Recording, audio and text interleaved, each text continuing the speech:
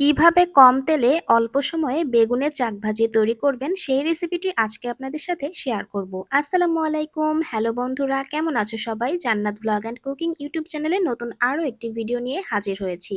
যদি ভিডিওটির কোনো অংশ ভালো লেগে যায় তাহলে অবশ্যই ভিডিওটিতে একটি লাইক দিয়ে চ্যানেলটি সাবস্ক্রাইব করে পাশে থাকবেন। বেগুন ভাজতে তো আমরা সবাই পারি, তবে কম সময়ে অল্প তেলে কিভাবে ভাজা যায় এটা কিন্তু নিয়ম আমরা অনেকেই জানি না, আবার অনেকেই জানি যারা রান্নায় খুবই এক্সপার্ট তারা তো সবকিছুই জানে।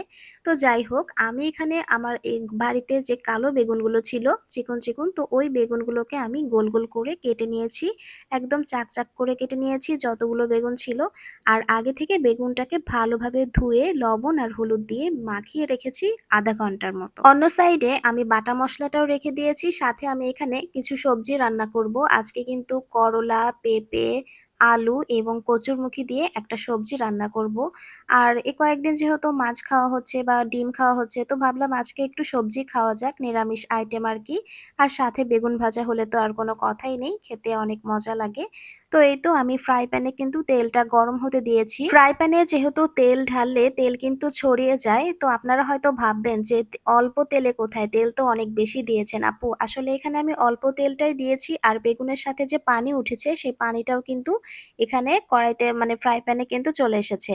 যেহেতু বেগুনটা আমি হলুদ আর লবণ দিয়ে মাখিয়ে রেখেছি, লবণ দিলে তো এমনিতেই সবকিছু জিনিসে পানি উঠে যায় আগে থেকেই। অল্প তেলে কম সময়ে ভাজবো বলেছি, এটার মানে হচ্ছে আমি এই যে বেগুনটাকে আগে থেকে হলুদ আর লবণ দিয়ে যে মাখিয়ে রেখেছিলাম, লবণ দেওয়ার কারণে বেগুনটা কিন্তু আগে থেকেই নরম হয়ে গেছে, যার কারণে আমার কিন্তু বেগুন ভাজতে খুবই কম সময় লাগে। আর যারা দেখা যায় যে বেগুন কাটার সাথে সাথে লবণ হলুদ মাখিয়ে দিয়ে ভাজতে চায়, তখন কিন্তু বেগুন ভাজতে অনেকটা সময় লেগে যায়। তো এই জন্যই বললাম যে অল্প সময়ে কম তেলে বেগুন ভাজা। তো যাই হোক, অপর সাইডে আমি কিন্তু এখন নিরামিষ তরকারিটা রান্না করে নিচ্ছি। এখানে আমি কড়াইতে পেঁয়াজ কুচি দিয়েছি, সাথে আমি কিছু পাঁচফোড়ন দিয়ে দিচ্ছি। পাঁচফোড়নের তরকারি আমাদের বেশ ভালো লাগে খেতে। আমাদের বাড়িতে ভাজি হোক নিরামিষ হোক আমরা কিন্তু পাঁচফোড়নটা ইউজ করি, অনেকেই খেতে পারে না, তবে আমাদের কাছে বেশ ভালো লাগে। এর যে ঘ্রাণটা, এই ঘ্রাণটাই কিন্তু আসল আমার কাছে বেশ ভালো লাগে, তাই আমি ভাজি, নিরামিষ, ঘন্ট এগুলোতে কিন্তু আমি ইউজ করি।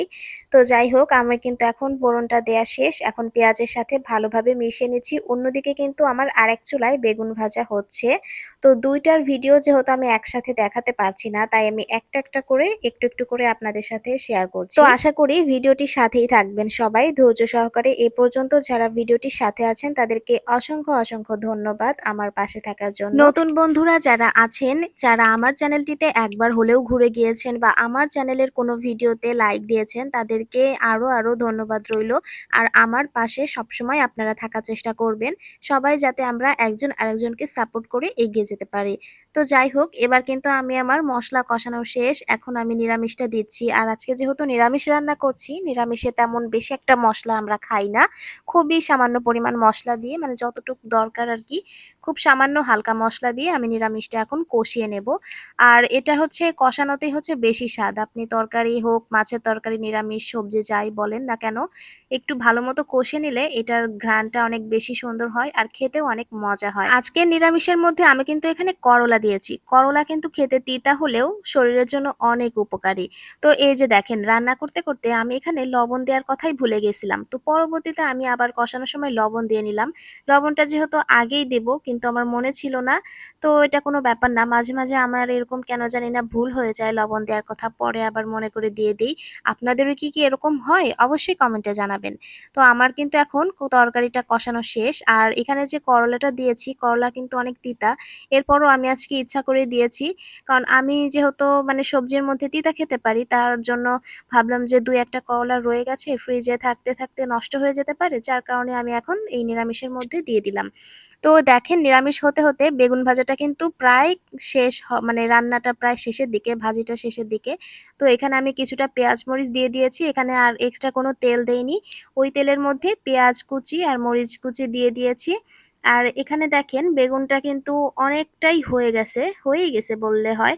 তো এখানে আসলে বেগুন ভাজতে গেলে অনেক তেলের প্রয়োজন হয়, তেল কিন্তু বেগুন শোষে না, এটা তো আমরা সবাই জানি। তো পেঁয়াজের জন্য আলাদা এক্সট্রা কোনো তেল দেইনি, ওই তেলেই হালকা কোনো রকম ভেজে নিয়েছি। আর একটু পোড়া পোড়া হলে খেতে কিন্তু বেশ ভালোই লাগে।